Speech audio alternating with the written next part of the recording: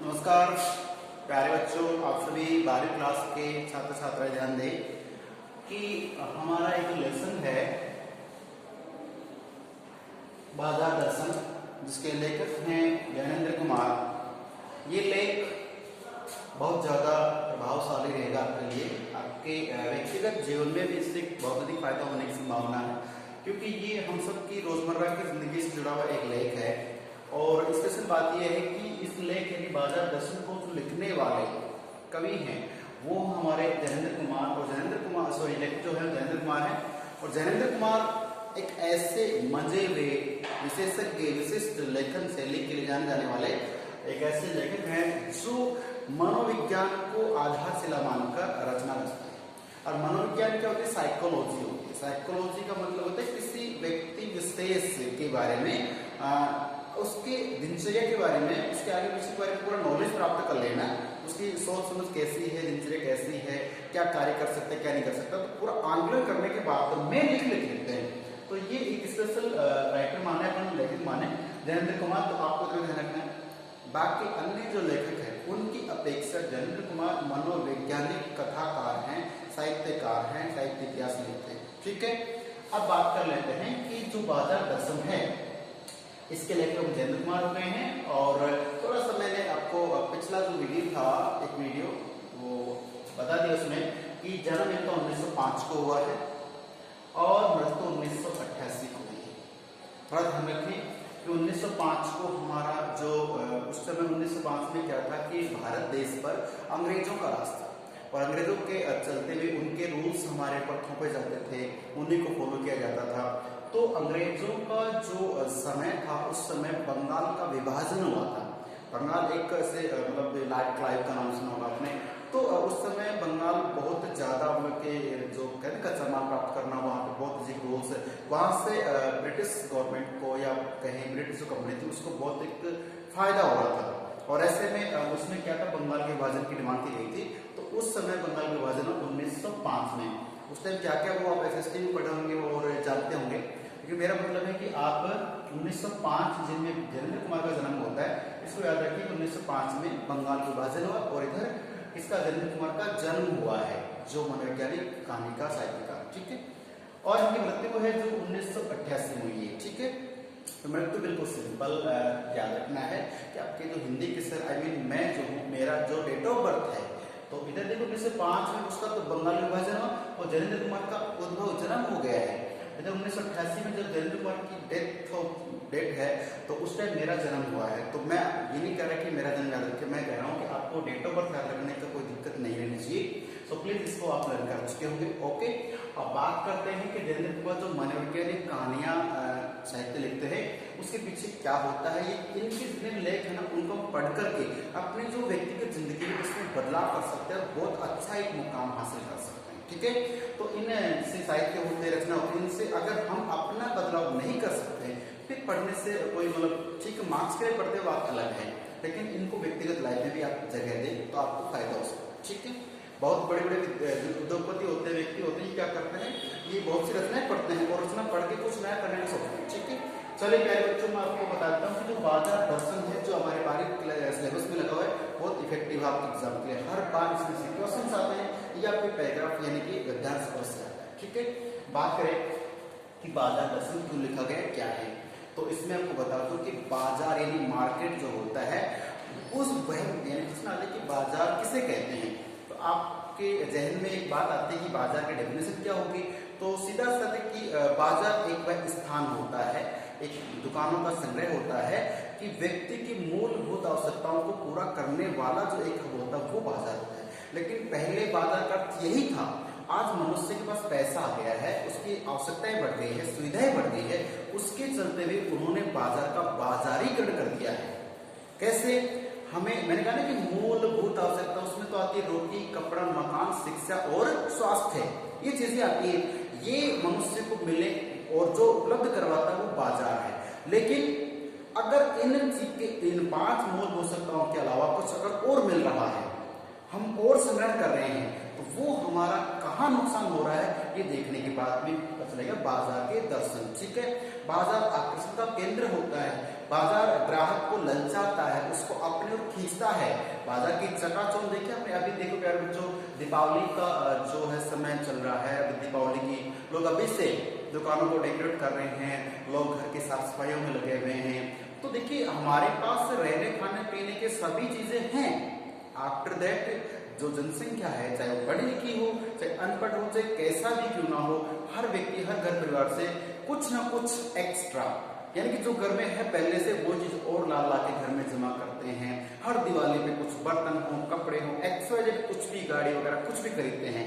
तो प्यारे बच्चों लेखक जो जैनेंद्र कुमार वो है कहते हैं कि व्यक्ति के पास पहले से वो वस्तुएं हैं, उसके बावजूद भी मनुष्य की इच्छा होती है, उसकी चाह होती है, कामना होती है कि इस दिवाली में ये HMT वॉच लेके आऊंगा, इस दिवाली में LED टीवी इस तरह से लेके आऊंगा। तो वो चीजें जो घर में पहले से हैं फिर भी ला रहे हो तो उसका फायदा होगा कि नुकसान, वो सारी बातें इस बाजार दर्शन पाठ में बताई गई है। ठीक है, और कौन व्यक्ति होते हैं जो बाजार के वास्तविक अर्थ को बिगाड़ कर बाजारीकरण कर देते हैं, कौन व्यक्ति होते हैं जो बाजार का सही अर्थ समझते हैं, बाजार को बाजार ही रहने देते हैं। मैं आपको जितने भी प्रश्नों से अवगत करा रहा हूँ सारे प्रश्न आपके एग्जाम की दृष्टि से मोस्ट है।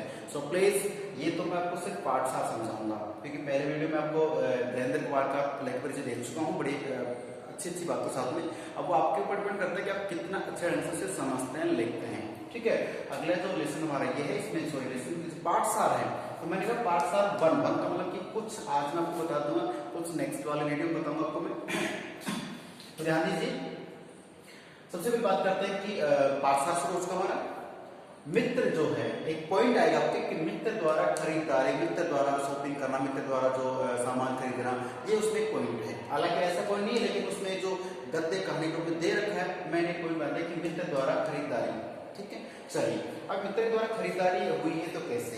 प्यारे बच्चों जानते हैं कि हम लोग जब सामान खरीदने जाते हैं तो हमारे जो घर में मम्मी है या मैरिड है तो मिसेज जो होती है उसको साथ ले जाते हैं, वो जाती भी है। उसके बाद क्या होता है कि आपकी जेब में कितने पैसे हैं, वापस कितने आएंगे, ये वो समय घड़ी ही डिसाइड करती है। ठीक है, हम जाते हैं कुछ छोटा सा सामान लेने के लिए, आप गए कि मात्र एक प्रेस लेने के लिए गए, बच्चों के लिए कपड़े लेने बाजार में गए, लेकिन जब वापस आ रहे हैं उस समय आपके पास बहुत अधिक सामान होगा। पैसे भले पूरे खर्च हो जाएंगे लेकिन सामान बहुत अधिक होगा, अनावश्यक सामान हो सकता है। तो इसमें यही पॉइंट बता रखा किताब में कि एक मित्र है वो बाजार जाते हैं, गए तब कुछ छोटा सा सामान खरीदने गए थे और पत्नी को भी साथ लेके चलो घुमाई हो जाएगी, काफी दिन हो गए। तो जैसे वापस आए तो उनके हाथ में बहुत से बंडल थे, पैकेट्स थे। तो जो लेखक महोदय देख के उसको अपने मित्र को बोलते, अरे क्या क्या लेने गए थे, क्या लेके आए हो? तो ये पुरुष प्रधान समाज की एक बात है कि पुरुष जो है ना सारा जो दोष होता है वो फिर माँ या पत्नी बहन पे लगा देता है। तो उन्होंने क्या कहा मित्र ने, क्या अरे भाई ये जो साथ में थी, मतलब पत्नी जो साथ में थी, अर्थात जो खरीदारी हुई है मैं तो सिर्फ पैसे देने वाला था, खरीदारी तो पत्नी ने ही की है। इसका मतलब मित्र के द्वारा जो खरीदारी की गई थी उसमें क्या हुआ कि पैसा उनके पास था। मैंने लिखा कि पैसा पावर है, मतलब पैसे में क्रय शक्ति होती। कौन शक्ति? क्रय शक्ति। क्रय शक्ति का मतलब होता है खरीदने की शक्ति, अर्थात जब पैसा जेब में रहता है तो हम सामान लेने में हिचकिचाते नहीं है कि अरे ये हाँ ले लो, ये वाला ये भी ले लो। इसका मतलब ये है कि पैसा है तो खरीद शक्ति, खरीददारी की शक्ति हमारे मन में रहती है। पैसा है तो पैसा क्या पावर है, पैसा पावर है, पैसा शक्ति है, क्रय शक्ति है, खरीदने की इच्छा जाग जाती है। ठीक है, हाँ पैसा नहीं हो तो फिर क्रय शक्ति कितनी क्यों ना हो, खरीद नहीं पाते हैं। हाँ ये कुछ होते हैं 1% लोग जो वहां भी किसी से उधार ले लेते हैं, दुकान से उधार ले लेते हैं और वो उधार तो भैया लाइफ टाइम के लिए एक समस्या बन जाती है। ठीक है, तो कुछ वक्त चुका ही नहीं पहले वाला, आगे और लेंगे तो फिर तो चलता रहेगा। और बाजार में कई चीजें होती हैं, ग्राहक को आकर्षित करने के लिए जो दुकानदार होते हैं वो विशिष्ट प्रकार के अलग प्रकार के प्रलोभन देते हैं। ठीक है, और कुछ ऐसे भी होते हैं कि अननोन या नॉन को भी फर्स्ट टाइम उधार भी सामान दे देते हैं कि सेकंड टाइम भी तो आएगा, सेकंड टाइम में तो पहले पैसे ले लेंगे। ठीक है, तो वो रिस्क लेके पैसे उधार भी रख लेते हैं और हम लालच में उसको ले भी लेते हैं, लेकिन उधार बढ़ता जाता है। ठीक है, तो प्यारे बच्चों इस लेक्चर में बहुत कुछ जीवन से संबंधित सीखने को मिलेगा।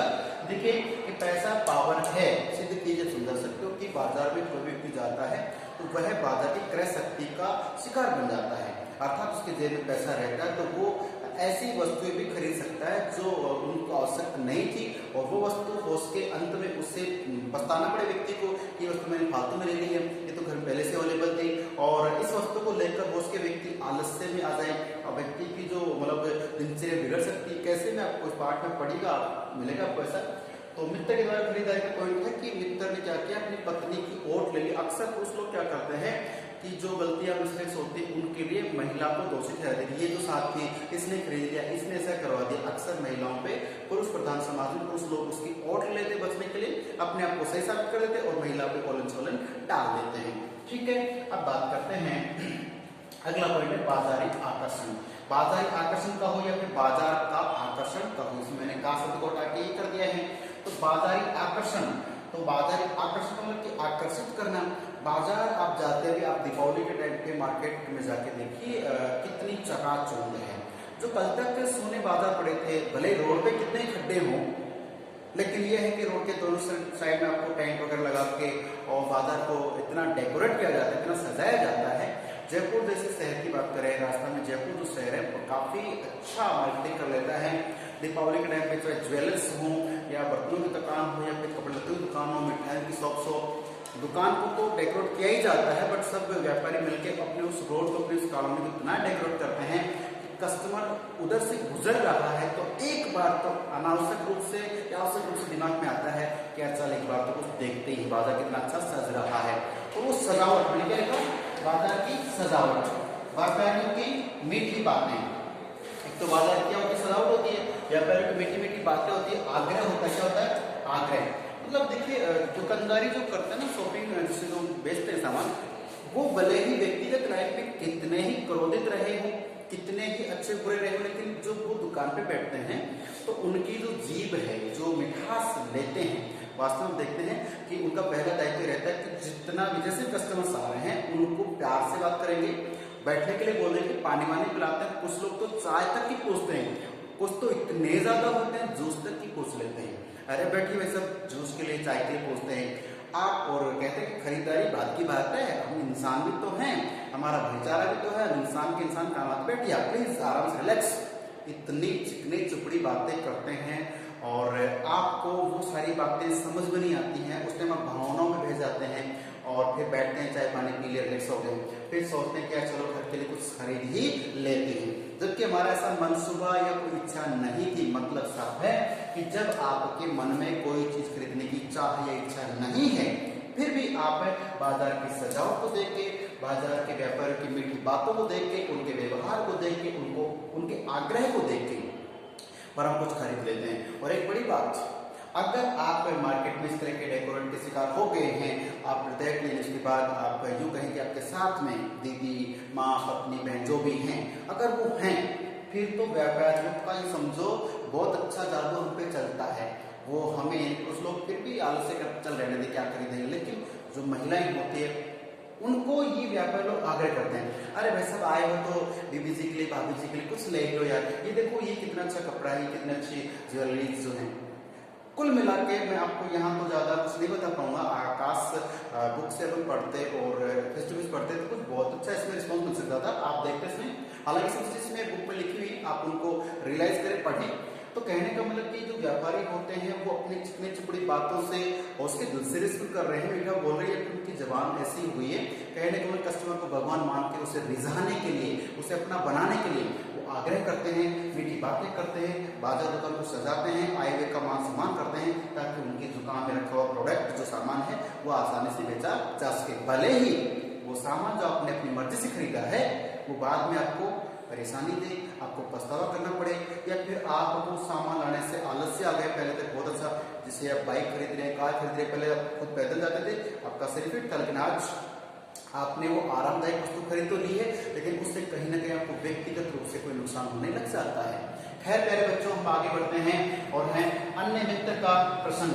ये पहला पॉइंट, दूसरा पॉइंट यहाँ पे है, अपना तीसरा पॉइंट है अन्य मित्र का, अन्य मित्र का प्रसंग की बात कर रहे हैं। यहाँ पे देखिए, आप एक चीज बता दो आपको, जो अन्य मित्र का प्रसंग है ये पॉइंट हमारा, और बात करते हैं कि जो लेसन पढ़ाया जा रहा है जिसमें क्या अन्य मित्र, दूसरा मित्र है, तो लेखक का एक मित्र है जो बाजार जाता है, पत्नी के साथ में गया था छोटा सा सामान लेने के लिए, आया तो बहुत कुछ लेके आया। क्यों? पैसा पावर है, परचेजिंग पावर है, खरीद शक्ति, क्रय शक्ति मन की इच्छा को बढ़ा देती है और अनावश्यक वस्तुओं का संग्रहण हो जाता है।